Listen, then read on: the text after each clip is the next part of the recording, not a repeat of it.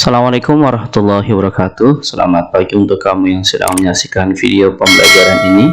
Kembali ke channel Junedi Fayat. Kali ini kita akan membahas pembelajaran 4 subtema 2 di tema 3 untuk kelas 5 SD. Adapun materi yang akan kita bahas pada video pembelajaran kita kali ini, yang pertama adalah makna semboyan Bhinneka Tunggal Ika. Kemudian yang kedua, kegiatan masyarakat dalam upaya pembangunan sosial budaya. Dan yang terakhir ketiga adalah isi pada iklan media elektronik. Ketiga materi ini akan kita bahas pada video kita kali ini. Oleh karenanya untuk kamu yang sedang menyaksikan video ini, yuk simak dan cermati video ini dengan baik sehingga kamu mudah dalam memahami materi yang saya jelaskan. Materi pertama, makna semboyan Bhinneka Tunggal Ika. Materi ini bersumber pada muatan PPKN dengan kompetensi dasar 3.3 dan 4.3. Jadi kalau kita perhatikan lambang negara kita yaitu Garuda Pancasila, di tengah-tengahnya terdapat perisai ya, yang merupakan Pancasila atau sila-sila yang kita kenal dengan nama Pancasila. Kemudian kakinya menggenggam ya semboyan dari negara kita yaitu Bhinneka Tunggal Ika. Semboyan ini berlaku untuk warga masyarakat Indonesia atau semua penduduk Indonesia, di mana semboyan ini mencerminkan masyarakat Indonesia yang tetap bersatu meskipun memiliki perbedaan budaya, suku atau agama. Inilah lambang yang kita miliki yang sebagai dasar ya semboyan kita dalam bermasyarakat, bertoleransi antara satu dengan yang lainnya. Kita harus saling menghormati dan menghargai yang dapat terwujud melalui kerja sama. Jadi semboyan ini bermanfaat dalam kehidupan kita sehari-hari, dalam menjalankan aktivitas kita baik di masyarakat, di sekolah maupun di kantor-kantor, untuk mereka yang bekerja di kantoran. Kemudian kita lihat lagi ya, perhatikan bentuk kerjasama dalam keberagaman di masyarakat.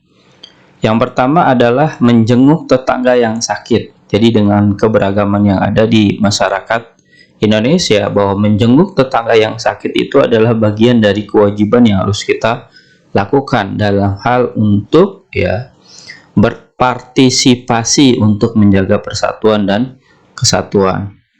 Kemudian yang kedua adalah gotong royong membersihkan lingkungan. Ini kegiatan yang setiap dilakukannya setiap pekan sekali ya, atau sebulan sekali, yang pasti dilakukan oleh lingkungan masyarakat tempat kita tinggal.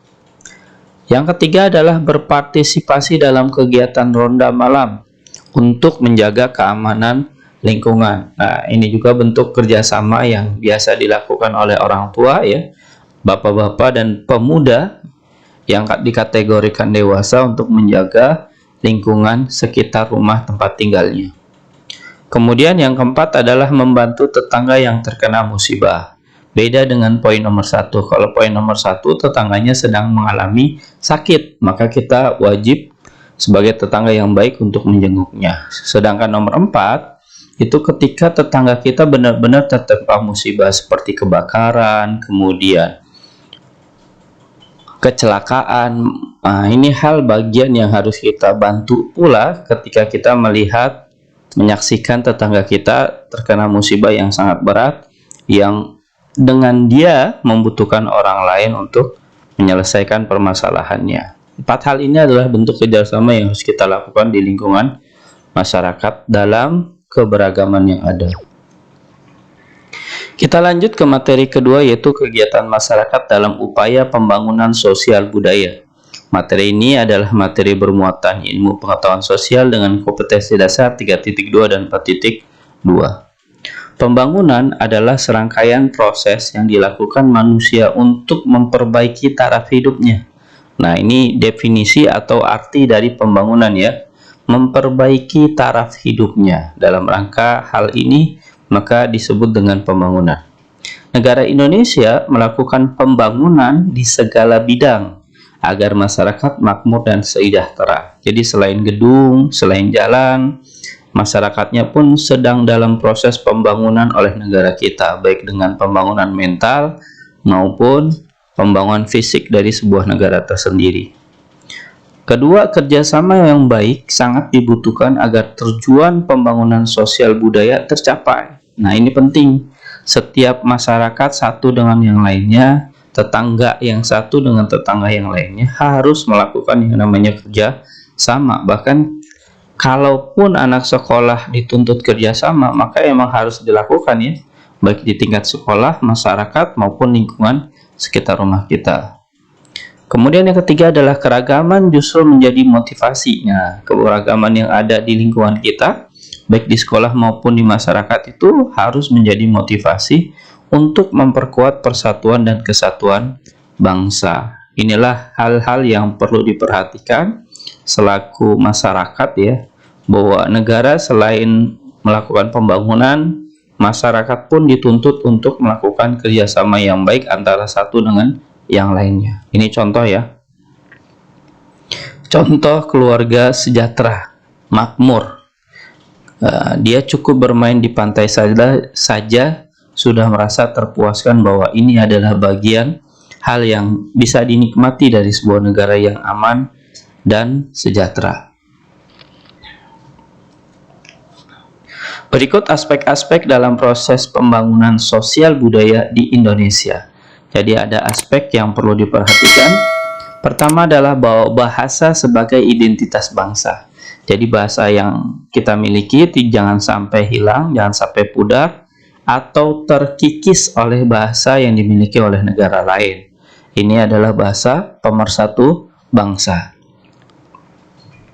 Kedua, adat istiadat dan tradisi. Adapun fungsi adat istiadat dan tradisi yaitu pertama, sebagai batasan perilaku setiap individu dalam masyarakat yang bersangkutan. Jadi adat istiadat dan tradisi itu merupakan batasan perilaku baik dan tidaknya, boleh enggaknya dilakukan oleh setiap anggota masyarakat itu sendiri. Kedua, memelihara stabilitas nasional. Dengan adat istiadat, tradisi yang ada, bahwasanya dengan di situ otomatis kita menjaga stabilitas nasional, keamanannya terjamin, kemudian ekonominya terjamin, karena kita sudah ada batasan-batasan hidupnya yang mengatur dengan adanya adat istiadat dan tradisi. Ketiga, sebagai pendorong terjadinya suatu interaksi yang positif dan harmonis. Jadi karena banyak atau adanya larangan, adanya batasan, sehingga kita dalam berinteraksi ya, berkomunikasi dengan yang lain, timbullah rasa yang namanya positif dan harmonis. Inilah kelebihan atau fungsi yang dimiliki dari adat istiadat yang ada di negara kita. Ketiga, komunikasi sosial. Aspek yang ketiga ini cukup penting karena kita sebagai makhluk sosial, otomatis kita akan melakukan yang namanya komunikasi antara satu dengan yang lainnya, maka disebut dengan komunikasi sosial. Yang keempat, nilai dan norma. Nah, ini penting juga. Selain adat istiadat, ada juga norma-norma yang ada di masyarakat. Begitu juga dengan nilainya. Norma itu kan peraturan yang dibuat oleh masyarakat untuk dijalankan dan ditaati. Inilah bagian 4 hal aspek yang harus tetap ada dalam proses pembangunan sosial budaya di Indonesia. Mudah-mudahan dari sini kita sudah paham aspek-aspek yang ada. Tujuan utama pembangunan sosial budaya adalah untuk meningkatkan kesejahteraan masyarakat. Ini penting nih. Dan ini poin utama dari pembangunan sosial budaya di Indonesia. Kesejahteraan masyarakat. Contoh upaya pembangunan sosial budayanya yang pertama adalah ikut mempelajari kesenian budaya daerah untuk menjaga kelestarian daerah. Jadi budaya yang ada kita harus ikut mempelajarinya, kita pertahankan hingga anak cucu kita, sehingga tetap ada, tetap lestari, dan bahkan bisa dinikmati oleh banyak orang. Yang kedua adalah memberi kesempatan seluas-luasnya kepada kaum wanita untuk bersekolah dan menuntut ilmu setinggi mungkin. Jadi tidak ada ya perbedaan lagi, mulai dari R.A. Kartini bahwa pendidikan itu bisa dinikmati oleh pria dan wanita. Tidak ada yang membatasi, tidak ada yang tidak diperbolehkan. Semuanya memiliki hak dan kewajiban yang sama.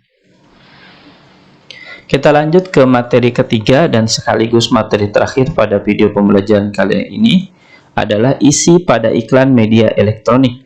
Materi ini bermuatan bahasa Indonesia dengan kompetensi dasar 3.4 dan 4.4. Untuk dapat memahami isi iklan pada radio, dengarkanlah iklan dengan seksama. Nah, ini penting nih.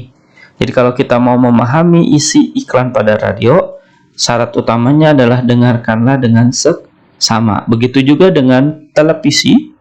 Nah, kita harus melihat, mendengar, dan membaca teks jika ada teksnya yang disajikan dengan seksama. Dengan cara ini, mendengarkan, lihat, dan membaca teks, maka kita dapat memahami isi pada radio dan juga pada televisi. Yang perlu kita ingat bahwasanya ketika kita melihat iklan media elektronik, kita harus mengingat kata kunci yang terdapat pada iklan elektronik karena biasanya disampaikan dalam waktu yang singkat. Nah, ini penting ya. Jadi kalau kita mau benar-benar memahami, lihat kata kuncinya. Kalimat atau kata kunci pada iklan dapat ditemukan pada slogan serta kalimat persuasif. Nah, slogan itu berarti tulisan yang tebal ya, yang besar, atau kalimat ajakan yang ada pada iklan tersebut. Maka dengan kita memperhatikan itu, slogan dan kalimat persuasifnya, kita pun dapat menemukan kata kunci yang ada pada iklan tersebut. Mudah-mudahan dari sini kita sudah bisa ya memahami isi dari iklan yang terdapat pada media elektronik. Setelah kamu menyaksikan video ini dari awal hingga akhir, dari materi pertama hingga ketiga, silakan kamu jawab soal latihan berikut dengan soal terdiri dari 5 soal. Jawablah dengan jawaban yang benar dan tepat, dan juga jawaban hasil karya kamu sendiri tanpa meminta atau menerima bantuan dari orang lain. Selamat mengerjakan, selamat mencoba. Saya doakan kamu bisa dalam menjawabnya dengan jawaban yang benar dan tepat. Jika kamu kesulitan, silakan mengulangi video ini dari awal hingga akhir. Mudah-mudahan dengan cara tersebut, kamu dapat menemukan jawaban yang kamu inginkan. Demikianlah pembahasan kita pada video pembelajaran 4 subtema 2 di tema 3 untuk kelas 5 SD. Mudah-mudahan dengan menyaksikan video ini kamu dapat menambah wawasan dan ilmu pengetahuan kamu. Sekian dari saya, terima kasih telah menyaksikan video ini. Wassalamualaikum warahmatullahi wabarakatuh.